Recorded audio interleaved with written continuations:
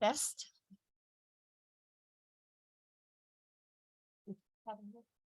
Oh, okay. All right, good afternoon.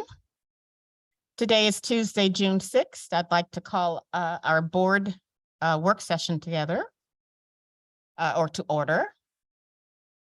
Present in the boardroom, we have members Donley, Holloman, Wilson, and Bellamy. Online, we have member Jacobs, and member Lessons is excused today, but she did all of her homework. All right. And as other board member, as other board members enter join the meeting, we will announce. All right. And there's member Higgins.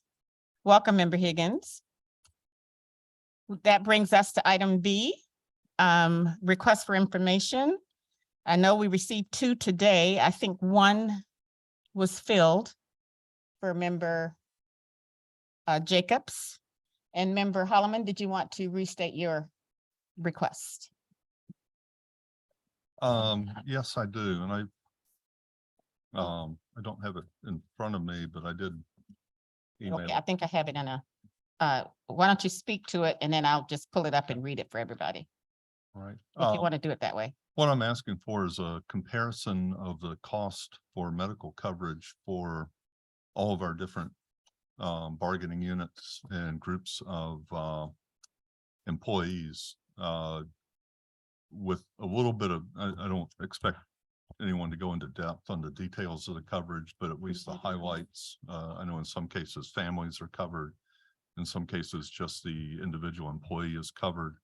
But a real side-by-side comparison to see what the costs are of the different plans that we're covering for all employees. Okay, thank you. And so this is beyond what we had a work session on then, right? Didn't we have a? Did have a work session. But it didn't cover this, right? So I'll let you speak to it. to clarify, Member Holloman, would a document that describes the cost and benefits comparison of ASD and PHT fulfill your request, or would you want something a little more extensive? If it has the cost of each plan and the basic benefits, yes, that would cover that. Okay, so that's readily accessible. We can provide it in BC. I can give you this copy now if you'd like it. And then if you'd like additional information, just let us know and we can provide it. Okay, thank you very much. All right, thank you, Dr. Bryant. Yeah, just 1 minute. So I think, what was the outcome of that? You're going to give him a copy and then it'll be in Board Connect. Okay. Yes, member Higgins. Yeah, I appreciate that. I think the big issue to me is the overall liability risk that we have with the insurance policies, the maximums amount, the potential exposure, because it varies by insurance plan too. So if you look at costs, if you're self-insuring, for the most part, you're not paying an insurance component. But if you've got a maximum per person cost and an unlimited maximum, I mean, I don't know how you calculate that issue, but you're comparing plans. I would hope that we compare that issue as well. Right. So member Higgins, did you want to extend what member Holloman wants, or you just want to add a separate request? Yeah, well, can extend what if we're looking at comparisons of plans, you got to look at the liability risk that's also associated by plan. So that's why I'm thinking if we're going to do a comparison complete with a total plan. Dr. Bryant, staff? May I ask our Chief of Human Resources to advise the time intensiveness of that request? We have already documents that readily have those comparisons. I have not seen anything that I've uncovered in the last 5 months that shows a risk analysis around each of those plans. So that is something that we would have to go back and spend some time investigating and see if we can produce that number for all of the different plans that we provide to our employees. We only manage one. The other 3 are managed by entities outside of ASD. So it may be a little bit more difficult to get that information, but we can certainly pursue it. Okay. Well, is that good? We don't have a timeline yet, member Higgins, but we have your request. Okay, thank you. I misspoke earlier. Apparently, member Jacobs' requests were not filled. So, Amanda, could you pull them up? There they are. Okay, so the first one is, could the administration prepare a cost estimate to pay $2,000 payments to each ASD full-time certificated teacher during the 23-24 school year? One would be paid at the end of each semester in the form of a retention bonus, similar to the proposal, proposal by Governor Dunleavy's bill, HB 106. If an additional cost estimate could be provided to ensure the district covers or pays all applicable taxes and deductions for employees, so the amount received by each teacher is actually $1,000. That would be greatly appreciated. So for this one, assuming that we have 3,200 applicable AA employees, it would cost about $7.4 million if we include TERS. So that's a Oh. ballpark estimate that we can include in writing in Board Connect as well. Okay. Member Jacobs, did you have I see your hand. That's helpful, Madam President. There is a second part to that related to minor maintenance projects. I'm not sure if that's already being handled because I asked a similar question, but I'm looking for that to get prioritized or categorized as well today. Yes, well, I only read the first request. The second one I can read now for you. Could the administration provide the current number of minor maintenance projects which exist in our school dude software, and how much capital funding would be required to effectively reduce the backlog by 25% and 50% respectively? We'd be able to provide this information by Friday's Board Connect. Okay, Friday. Oh, there he is. You okay with Friday Board Connect? Okay, thank you. All righty. So Member Donnelly, did you have your hand up? Or okay. Let's go back to Member Holloman. I was just gonna say, on this comparison, it seems to be just ASD and PEHT. But I would like to see it for all the plans that we support across all the bargaining units. To our Chief Human Resources Officer, would that be readily accessible information? So we have two other plans. We have the bus drivers plan and Local 71. Those are both managed by those entities or by trusts that they're associated with. So we would have to solicit that information. But I think, are you most interested in, we know what our contribution is to each of those plans. You're interested also in the breakdown for what plans are offered and what they pay per plan? Not in a lot of detail, but the cost to the district per employee, and highlights, some plans have a really high deductible or they have really high family deductibles. I'm not too concerned about getting into slight details, but if there's something dramatic, it'd be worth noting. Yeah, mainly cost to the district. So then, am I understanding that something will be in Board Connect on Friday, and then we'll get an update at that time? Yes. On all the pieces. Okay, great. Okay. Any other RFIs?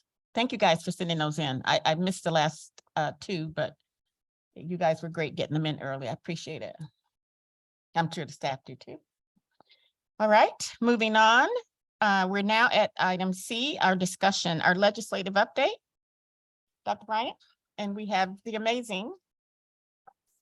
Yes, thank you, Madam President. So this afternoon, we'll receive an update on the legislative session. So we'll be joined by Ms. Heather Brakes, who will provide the presentation.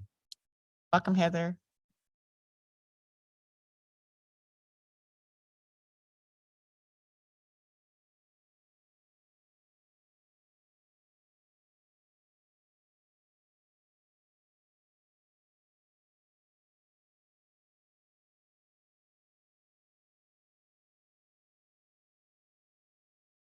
There.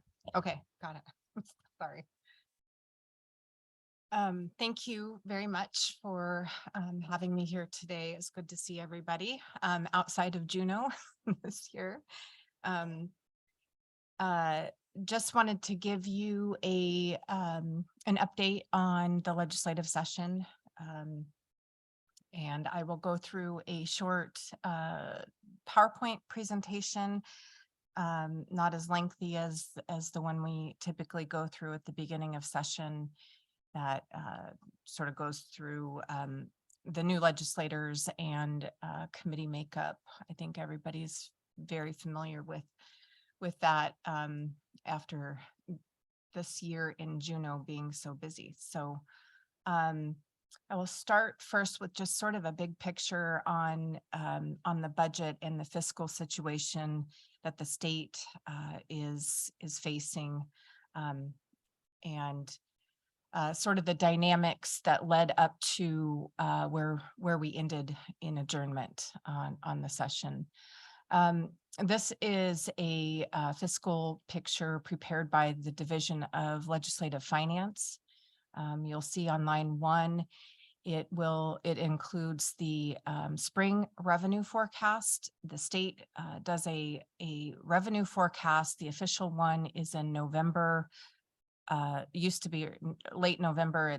It's sort of been pushed now to beginning or mid-December when the governor releases his budget for the following fiscal year. It's updated then during session to give a more updated forecast of both oil price and production for the coming fiscal year and the remainder of the existing fiscal year through June 30.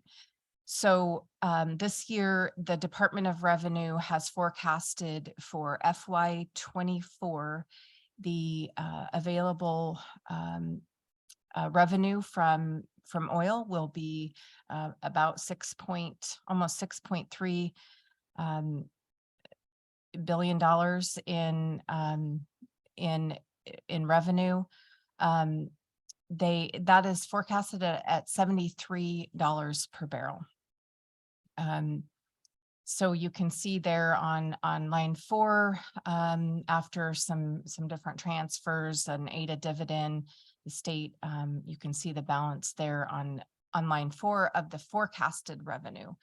I will note that while this budget has been built on that forecast, oil prices are fluctuating between low and mid 70s per barrel. Just yesterday, the per barrel amount was $75.75.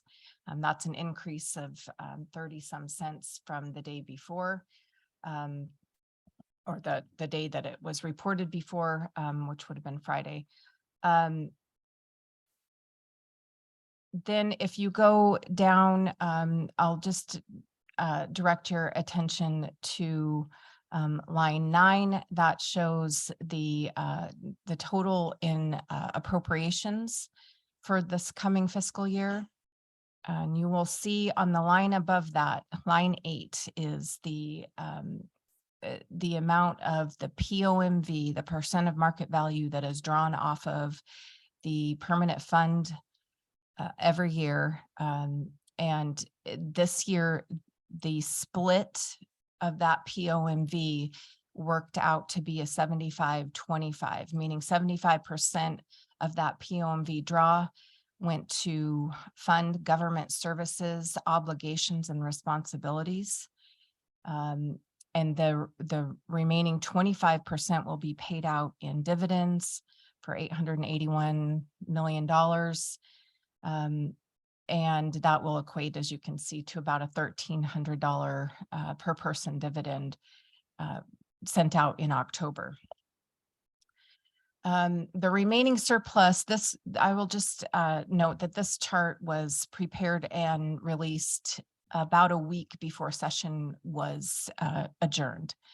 And so there is a little bit of a difference here that I'll point out, but at that time, there was a remaining surplus of 109 million. Then because the legislation that passed, a lot of it had not passed at that time, you'll see a line for fiscal notes. Line 12, that was a projection of the legislation that was sort of slated or in the queue to pass. That number is a little bit different now after the adjournment. And then you can see on line 15, the what the total there, $63 million was the surplus. Again, this is based on a $73 per barrel price of oil. And we went into a special session, as everyone is aware, for a day to complete the budget. And that surplus that you see on line 15 has been reduced as a result of that special session. There were some capital projects that were added in that last day to get concurrence on the Senate's budget, which aside from the dividend and education funding was significantly similar to what the House passed back in March to the Senate. So, or I guess it was April this year. And so that has been reduced by about $30 million. And so that's really the cushion that the state has to work with going into this fiscal year. And so there's not a lot of room. In the past, you'll remember, Senator Donnelly, there was language always added to the budgets to allow for the state to draw on the Constitutional Budget Reserve Fund in times of emergency or short cash flow. And that language has few years ago is no longer being included in the budget for that purpose. So the legislature is sort of banking on there not being any drastic drop in oil prices at this point. And so as everyone is quite aware, that is not always a given. And so we'll, keep it, everyone will be keeping a close eye on that number. And of course, cash, payments go out at different times of the year. So it's not, there's not concern that the state won't have cash on hand to fulfill its obligations and responsibilities. I think that is most on this slide, unless anybody has any particular questions about funding. Is And- there an amount that the oil needs? I know we want it as high as possible. Well, how low can it go? Is there any- Well, right now it's the budget's based on $73. Okay, so anything and below that would yeah, cost, yes. Okay. We have about a little over 30 million for a cushion, but it would have to remain under $73 per Oh, barrel okay. to be a significant impact. Any other questions? Seeing none? Thank you. As I sort of spoke to on that previous slide, the permanent fund dividend continues to really dominate the budget process in Juneau. And we saw different products come from each body. As you might remember, the House starts with the operating budget and builds it off of the governor's proposed budget that he releases in December. And they did include the one-time funding of $680 per student BSA increase in their operating budget. It relied on a draw from the Constitutional Budget Reserve Fund, which requires 3/4 vote to access, and that vote failed in the House. So as a result of that, when the budget moved from the House to the Senate, it no longer contained that BSA increase because of that failed funding vote. And so the Senate did include it in their budget, and then the budget that ultimately passed includes that one time outside the BSA funding. The House's budget, when passed, it really had a significant deficit.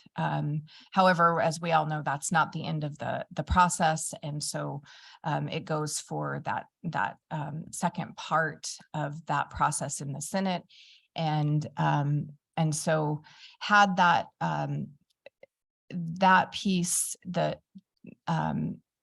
House's budget as it went over included about between $600 and $900 million deficit. Part of a big portion of that was a higher dividend. They also included a $2,700 per person dividend. And that would have been funded out of, not out of the CBR, but out of the general fund. And so that also contributed to the deficit in that budget. So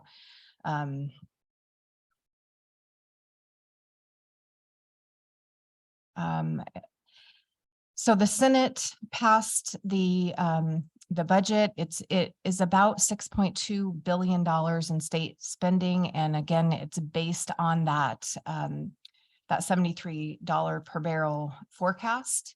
Includes the dividend of $1,300, as I mentioned. It includes a $680 BSA increase, as I mentioned, and leaves a little bit of a surplus there. It does not draw on the CBR, the Constitutional Budget Reserve Fund, and it does not include any new revenue, and it does not include an overdraw of the earnings reserve account, which is accessible to the legislature by a simple majority vote. And there were, some folks on both sides in both majorities and minorities who would have preferred to fund that larger dividend. But at the end of the day, the budget that passed did not include that. So, and as I mentioned, as the dividend continues to be really the biggest challenge for the budget writers in Juneau on a yearly basis, there has been some attempts over the years, and again this year, to resolve that issue. The problem is you can't get 11 and 21 votes on any particular solution at this point. The Senate did pass Senate Bill 110, which is something that they had on the table at the end of last session. They did not pass it. They took it to the floor and sent it back in the last days of previous session. This session, they did pass Senate Bill 110, which it's a proposal to sort of get through the next 10 years of until the permanent fund itself is grown to a point where we can pay a higher dividend without having to also forego any of state responsibilities or programs. So that bill contained a couple of provisions. One that currently, this was a statutory bill, so it would go into law if signed by the governor. And what it proposed to do is pay out a dividend, 75-25 split of the POMV, which is what we see happening this year in the budget process. And would move up to a 50-50 dividend, which is what the House had proposed in their budget this year. But two conditions have to be met for that to occur. And the first would be a new revenue has to be enacted for $1.3 billion of new revenue to the state.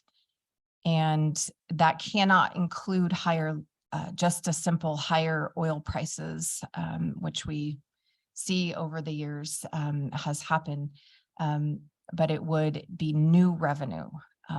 And so there are a number of bills that have been introduced, not as a result of House Bill 110, or excuse me, the Senate bill, but because people want to have a bigger dividend, they recognize that to do so, we're going to need to have new revenue enacted for that to happen.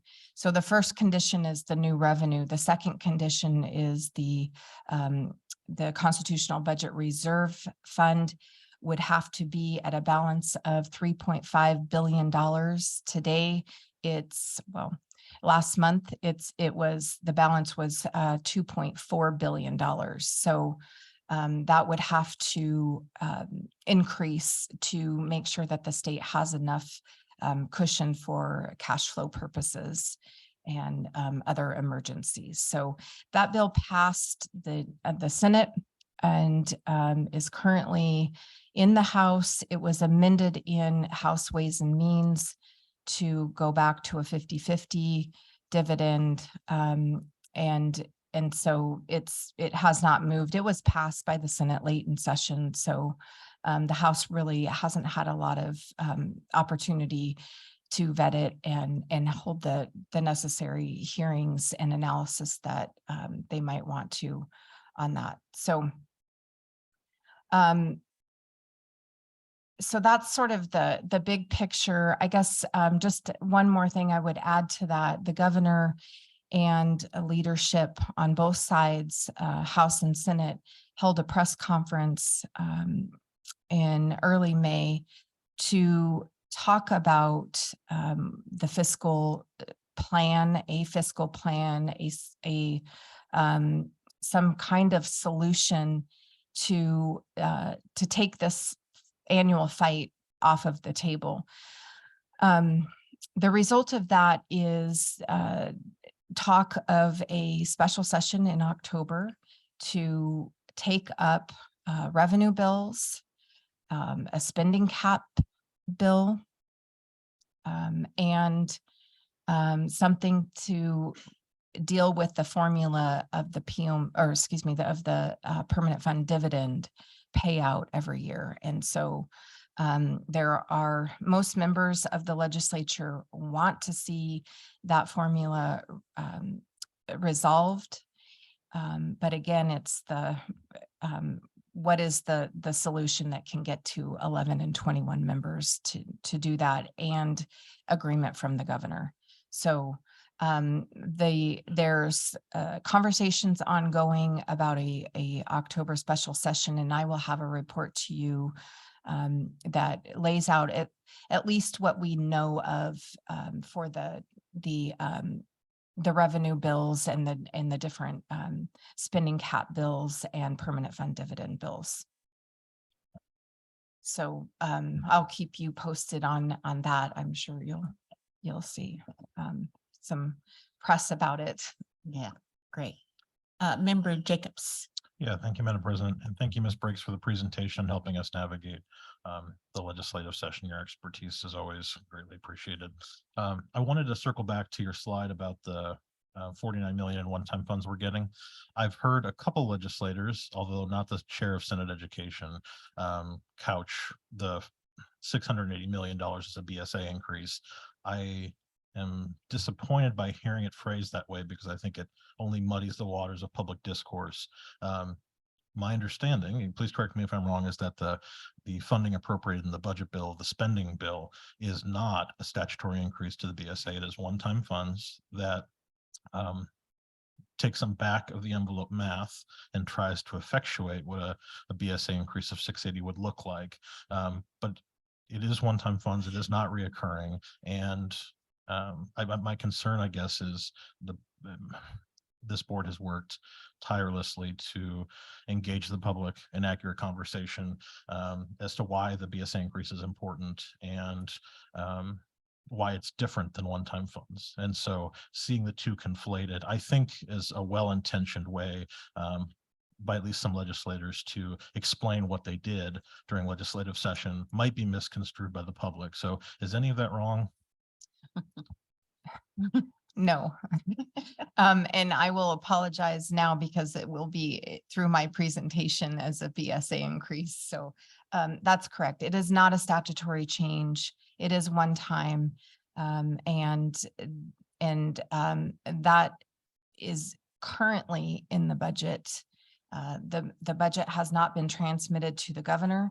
And once it is, he will have 20 days to take action on it. And he has the ability to line item veto completely or make reductions to any line item in that budget. So you're absolutely correct. It is one-time funding, not a statutory increase. Follow up? Yep, and the other, thank you for that, and I appreciate the clarity. I've gone around to different community councils correcting the record to the best that I can. I have one voice, and many folks enjoyed droning it or toning it out. So thank you for adding your voice to that chorus.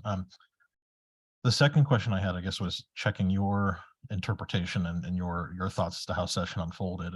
What I gathered from at least Senate Finance was there was a sincere desire to see how districts were utilizing savings when they come back in January.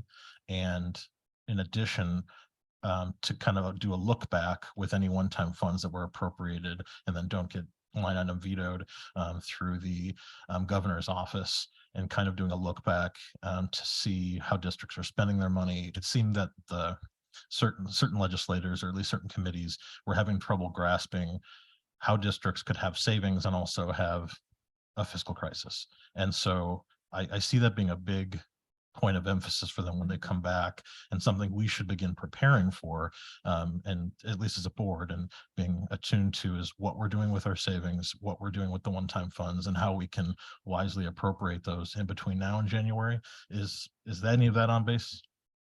Yeah, that is absolutely correct. Trying to remember, my days all run together, but the Department of Education released a document that showed fund balances for districts, and At one point in time. at one point in time, sent the whole building into a little bit of a meltdown. And so there were multiple hearings, as you'll remember, that were held to clarify what those numbers were, and exactly sort of when they were reported, I guess. And so we participated in several of those hearings in person. Andy was able to come down, and then we had a follow-up hearing in House Finance as well, so that he participated in over the phone. But yes, you're right. There is intent language, and it's two more slides down, but the legislature did include intent language in one of our meetings when Andy came down, our very first meeting with some legislators, key legislators prior to those hearings. We met with Senator Stedman, and he mentioned this to us, is that he wanted to have, or the legislature, at least in some corners, wanted to have a reporting back from districts in the fall, and then again in February. And so there is intent language that has been included in the budget. It's non-binding, of course, but it sets out some dates, and you'll see here on slide 4, I think, that reporting will be due in early February, I believe the 1st, possibly, and then the Department of Education will forward that information to the finance committees, so they have a clear picture of what exactly those funds represent, whether they're expendable, whether there are required percentages for districts to hold, and whether they're committed, those kinds of things. And so that there will be I think, a better process than we found ourselves in this year, as a result of that information being released without sort of that context of this, may only represent through the end of reimbursement requests from districts through the end of calendar year 22, and does not reflect third or fourth quarter, and some of those really important nuances for legislators to be able to see that information correctly. Madam President, could I have one last follow-up? Let me just double check. I don't see any other hands. So go on. Thank you. Yep. And so what I took out of that, and thank you, Ms. Briggs, for the insight, is that we need to be forward thinking and start examining now, at least as a board, how we intend to utilize savings if we intend to utilize them in the next fiscal year. In addition to what our plan is for the one-time funding, should we actually receive it? Because there will be look backs, and the legislature seems very interested in using at least the one-time funds for as a barometer for how we intend to spend should a permanent BSA increase happen. So I appreciate that. The last question I had related to something you mentioned, which was that the budget bill hasn't been transmitted to the governor yet. Do you have any thoughts or perspective as to why that is? Yes, that is not abnormal. Typically, well, not typically, when the legislature passes a bill, it has a pretty thorough process it goes through in the legal department of the legislature. That takes some time. This year is, I think, the second year with the fewest bills ever passed by a legislature. But a lot of them did not pass until the very end. So, and the legislative legal division has been challenged, as has every other employer, with staffing. And so they are working through that as fast as they can.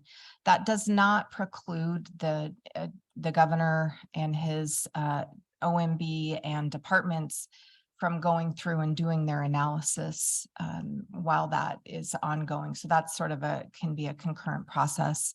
And so once he gets the budget, it's not always typical that he takes the full, or he or she takes that full time allotted to take action and transmit it back before June 30.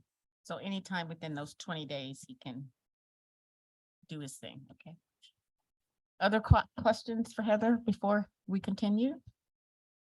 Seeing none? Heather? Okay. Thank you. Here's the fund balance intent language that you were asking about, and I referred to, that is included in the budget. So that is something that the legislature will be looking for. One of the reasons they want the information, at least through some of my conversations, is the legislature would like to see that information in the fall, and in hopes that the governor could include something in his December budget. But short of that, they really want to really have a good grasp of what the district's financial picture looks like, both in the fall and then again in February, recognizing that funds will still be expended through that time, and then budgets being put together for the following fiscal year. So they can try to make their decisions based on some of that information. Okay, next slide, yeah. And here I forgot to include a number. I called the Department of Education, the Deputy Commissioner, to find out if they had updated yet their release of the school bond debt reimbursement funds. They have not. She was able to provide what they based their budget request on, and so I believe that number is, and Jim, you're here to correct me, but 25.5 million. Okay. And again, those were numbers that the department had from February. So that may change somewhat. And again, that is a line item in the budget that the governor has the ability to change downward only, not upward. So next slide.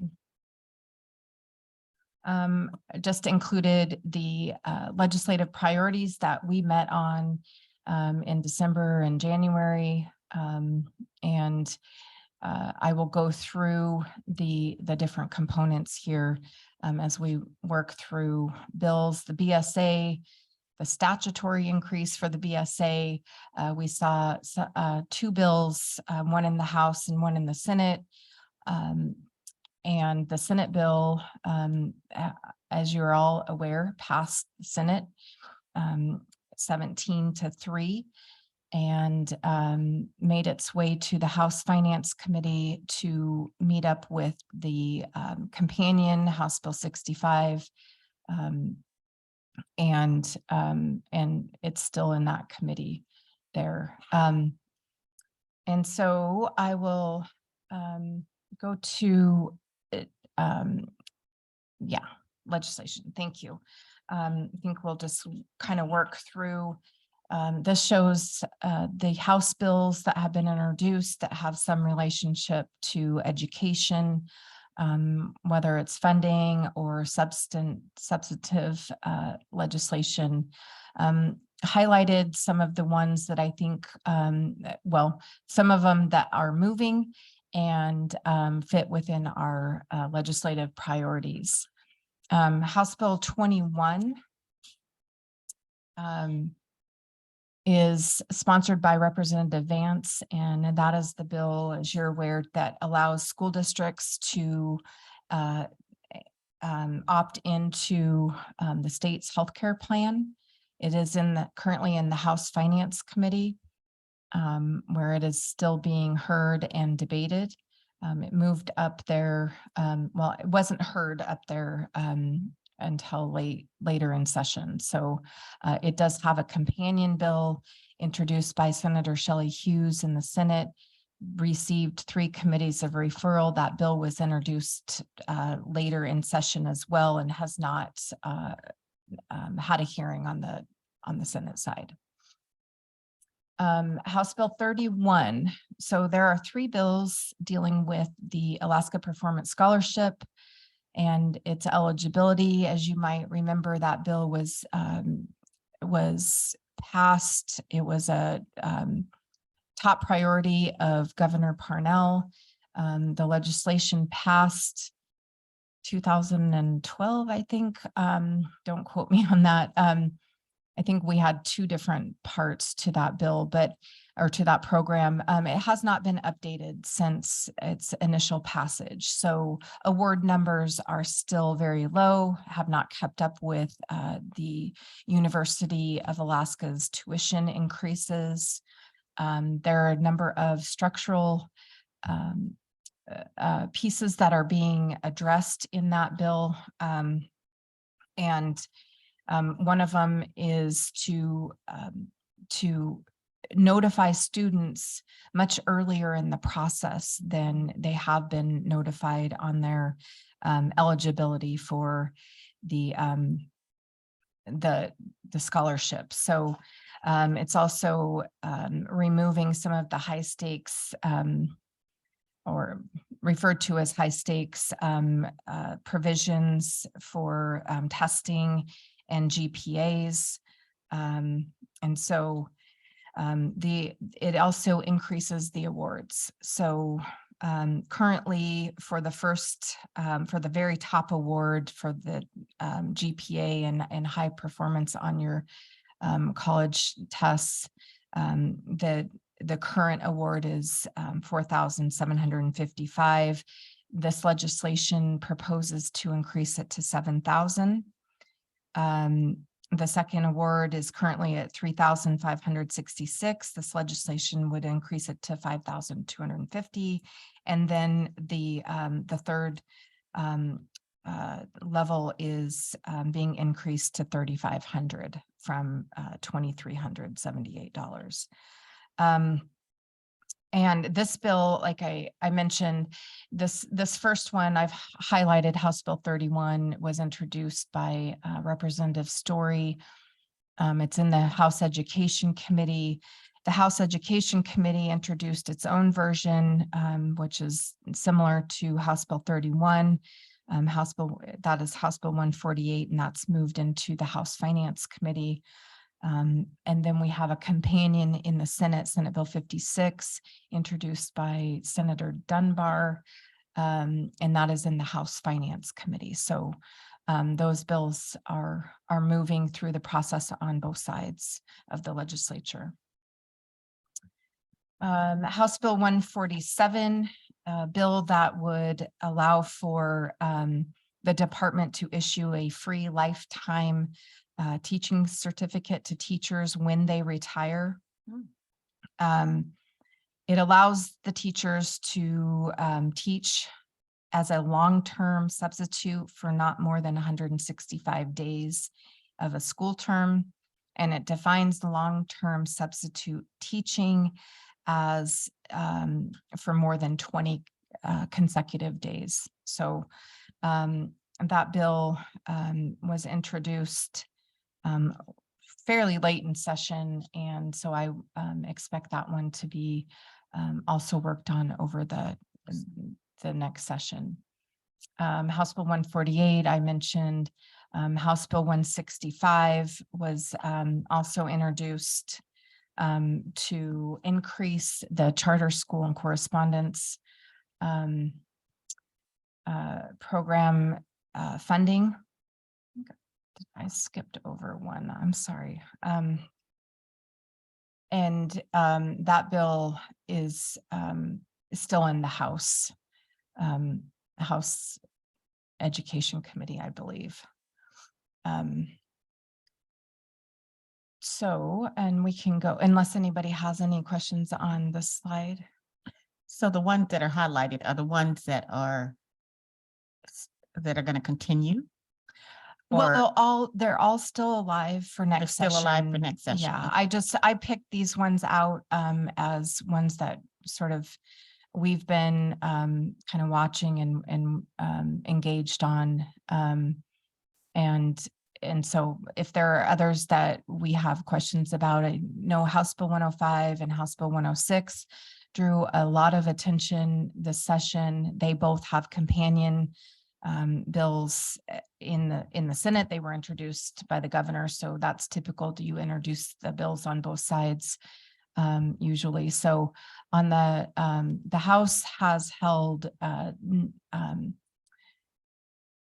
I'm trying to think of the word, a lot of public testimony and hearings on particularly House Bill 105 that it had a lot of engagement by the public. It did move out of the House Education Committee. It was amended to also include parent approval of classes for their students. So that bill moved out after extensive debate and public testimony. And so it is moved. The Senate has not held hearings on either of the two companion bills that the governor introduced on that side. So those bills, it's hard to, because they didn't move past the Education Committee and to a new committee with other members on it. I don't know how much it will get, how much attention it will get in the next session on the House side. The Senate Education Chair had stated very early on that they would not receive hearings on the Senate side, but we have a full another year to go through. So had those two bills, Senate Bill 99, sorry, that was the one that I highlighted after I sent the PowerPoint. Madam President, can I ask? a oh. question? Do you have a question? Yeah. Mhm. It seems appropriate since we're just wrapping up the House bill side. I think that this was a budget appropriation, but I was wondering if it ties into any legislation that's being worked on in the House. My understanding is that the Senate proposal, the budget up until the last sort of quasi conference process with the House had 15 million in childcare grants, which I feel like we as a board are starting to tune more into now because of our school start times conversation. Mhm. And that got negotiated downward based on requests from the House, is my understanding, to 7.5 million. And I'm wondering if you have any insight as to which legislators think we need to invest a less amount of money in childcare and why that would be. Thank you. That was a request that came from the House in the very end negotiations of the budget process, very last, I guess, week, maybe few days. And I think there was another one, and it's escaping me right now, for 15 million as well, that was reduced. And I think from as much as I can tell, most of that reduction came to make room for additional projects that were added in to get the necessary votes on concurrence for the budget. I don't know in particular which legislators wanted those reductions, or if it was more of a House majority decision that they came together around on those in negotiations.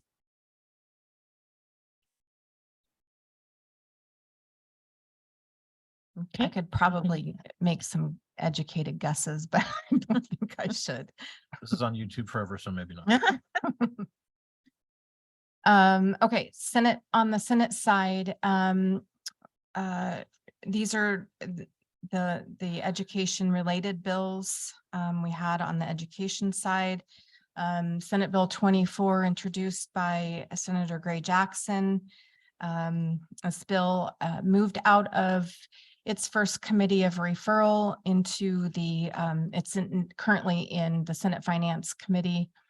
And this bill requires that the state board establish guidelines for health and personal safety education programs, including for developmentally appropriate instruction in mental health. And so there's a list of entities that the legislation prescribes consultation with, including the Department of Family and Community Services, the Department of Health, regional tribal health organizations, and representatives of both national and state mental health organizations. And so that bill, I know, is important to the senator, and I think she will be making a heavy push next year to get that through. I'm going to skip over the actual BSA increase, Senate Bill 52, for a minute. Senate Bill 56, I mentioned earlier as one of 3 bills dealing with the Alaska Performance Scholarship and eligibility. Senate Bill 88 is the bill, the vehicle at this point for instituting a defined benefit program for both public employees and teachers. That bill has got a little bit of a late start. in terms of the committee process was vetted and debated and worked on in the Senate Labor and Commerce Committee for some time, moved up to the Senate Finance Committee, where they were able to hold some hearings very late in session, last few weeks of session. And before a bill can move from that committee, it requires an actuarial to be done. And the last hearing that it had, I believe on May 13th, about 6 or 7 days before final adjournment, they heard from 2 different actuarials who had started with different numbers. So they're one, as Senator Giesel spoke to, one was sort of best case scenario and one was worst case scenario. They started with different years.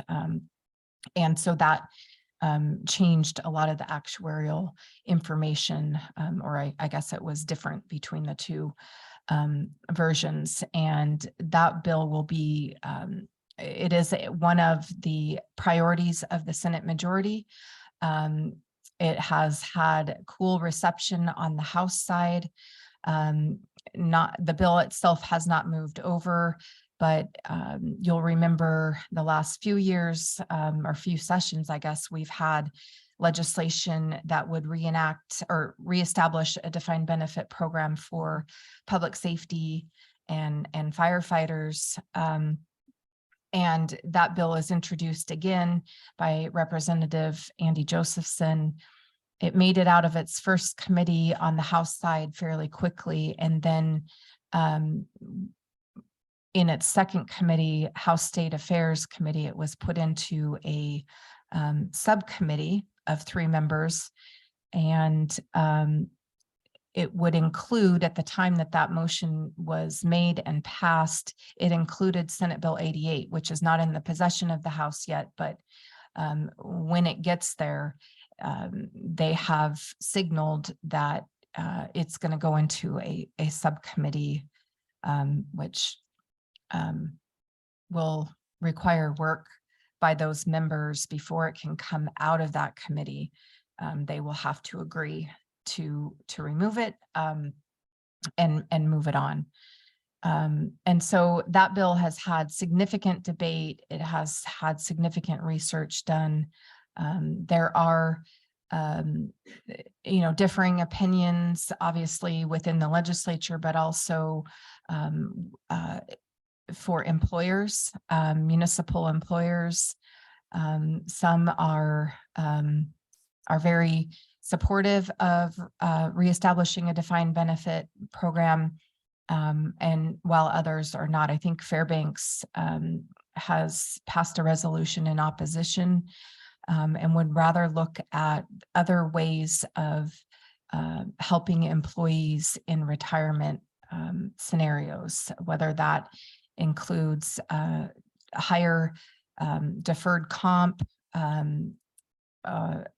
or other ideas. I know there is some concern I've heard from members about why school districts don't have Social Security, and so I think that came up very late in the session, and I think there will be a lot of attention to that as we go through the interim and into next year on that issue in particular.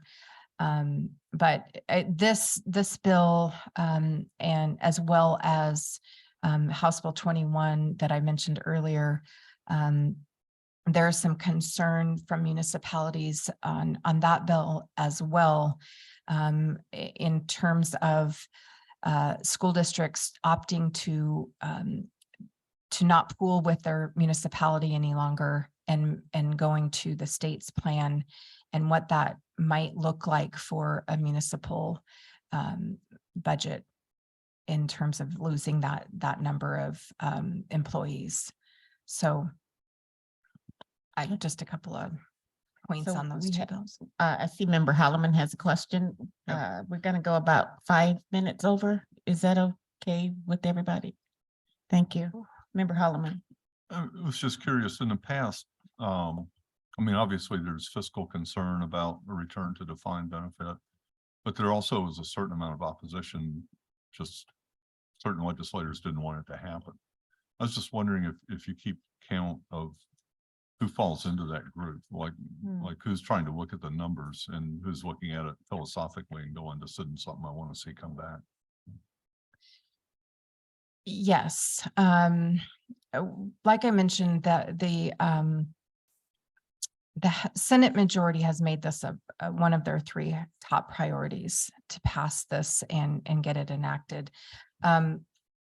However, that doesn't mean that all members are in agreement. Senator Stedman was one of the authors of the defined contribution plan back when it was created, and so he has, and in fairness to him, he put in a significant amount of work on I was working in the legislature at the time, and I remember he pretty much sort of shut down everything else and just focused on that bill for about 2 years. And so he's got a lot of questions. I wouldn't categorize him as an opponent of it. I think he just wants to make sure that sideboards are on that bill, and that we don't increase our unfunded liability to where it was. I think 10 billion was about our highest that I can remember. It could be more than that. And in the last hearing that the Senate Finance Committee held, he did raise the point that because of investments, the unfunded liability had, from 1 year last year to this year, had grown by $1 billion. And so he is laser focused on making sure the state doesn't get into a situation like that again. And I think the actuarial information that was presented in the committee is really helpful for that point of discussion. So, but to your broader question about individual members, on the Senate side, I could probably tell you, but on the House side, it's difficult at this point. I know there are a lot of majority members who would support it, but again, they just haven't had the information on that side yet to be able to get to that point. There are also many members that do not support it and would like to look at different ways of increasing employee benefits in retirement and looking at those options short of a new defined benefit program. Okay. Not seeing any more board questions, so we'll give you a couple of minutes to Okay, wrap up. sorry, I know it's a lot, but No, it's you okay. are responsive all year, so. Yeah, it's I'll okay. just skip to the substantive legislation that that deals with the BSA increase. And as I mentioned, Senate Bill 52 started out with $1,000 BSA increase.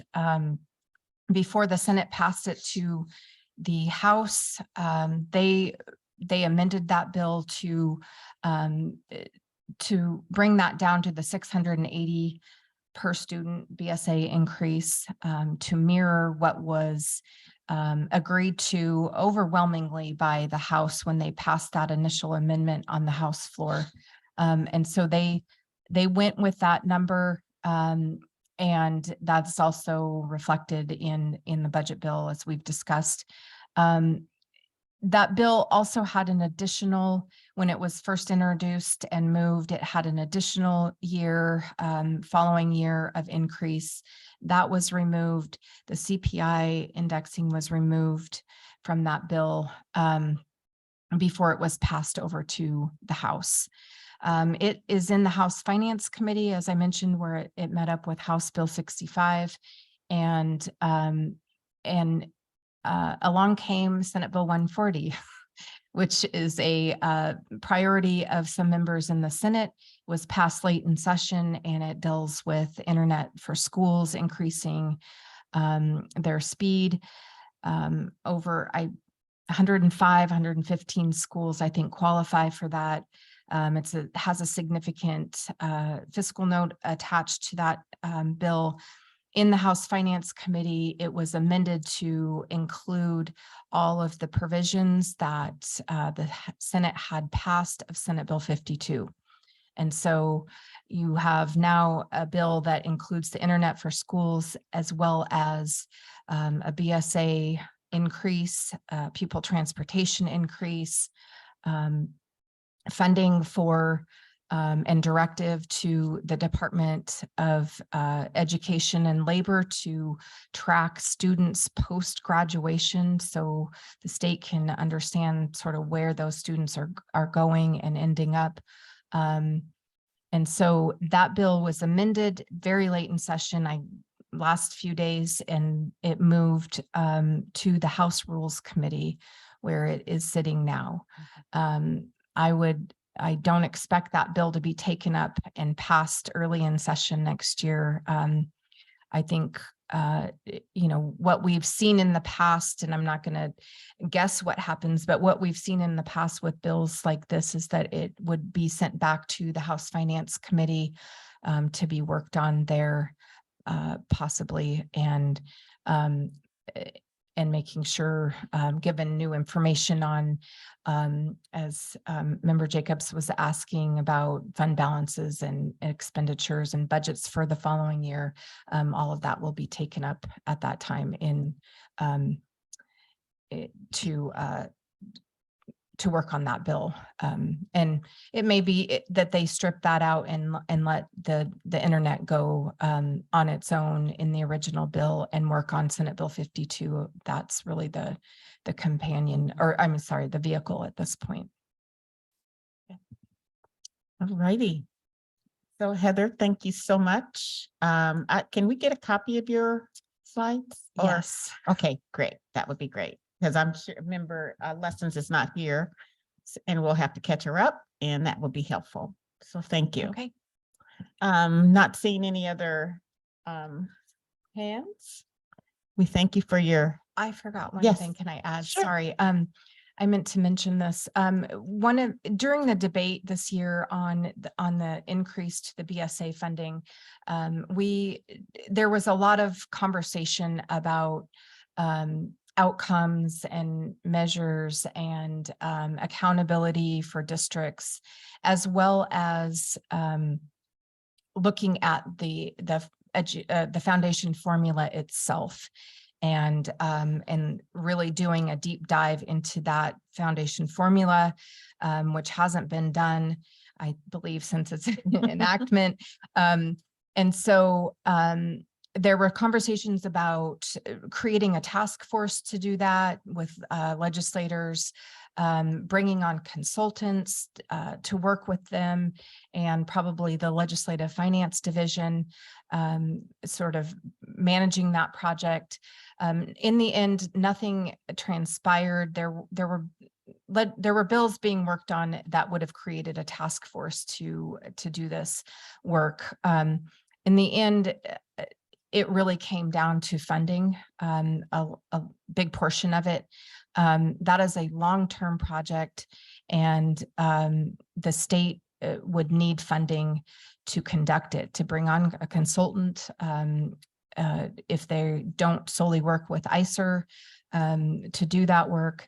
And as you can see from my first slide, the Senate in particular was really on lockdown in terms of adding any more funds or expenditures to the budget. So it came down to not having the funding to do that, and Department of Education doesn't have it. And so that's something that would have to pass the legislature in the future, should they wish to do that work. Okay, great. Thank you so much. And so I'll take a, Madam President, I move to adjourn into executive session for the purpose of legal updates, negotiations, and contracts. Second. moved in second. Is there any opposition to moving into executive session? Seeing and hearing none, we will reconvene in executive session. All right. For the first part.